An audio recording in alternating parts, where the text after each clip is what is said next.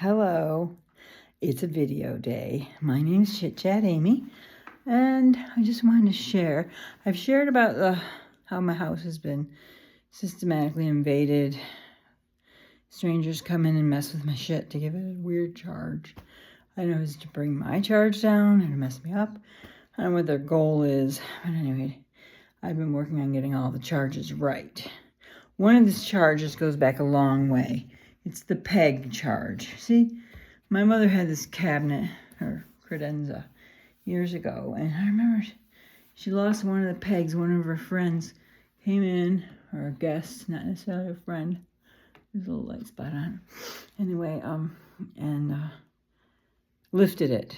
So when a credenza like this, in a highly charged family, like a radioactive family, my father was in the service and was in Japan after the bomb. He was very high. He had radiation issues. He had anemia and stuff like that from working in the radiation. And when you have an old wood piece of furniture, it sings, it has a vibration. So you take something from it and you alter the vibration. Make it sing off key in the home. So this friend did that to her, took the peg out. So she had a round peg in a square hole for the longest time. Then I found a square peg for the square hole in my driveway. And then I decided I would write my woodworker friend at the Folk Art Guild to see if he would make a peg. So I wrote him a little note, and I wrote it in 1.5 inches or 1.25 inches by 1 centimeter. And he wrote back in an email, "Could you clarify that?" I couldn't figure that out, he guessed. You know, he's a pretty intelligent man, but he couldn't do that. So I converted it all to metrics, and he's like, "Would you convert it to inches?" I'm like, "Excuse me? You don't know how to go on the internet and convert to inches for metric?" He goes to France, for goodness sake.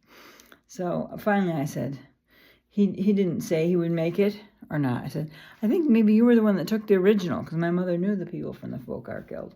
So I decided I would just fool the electrons with this guy. This is it's not wood, it's a little putty, hardened putty.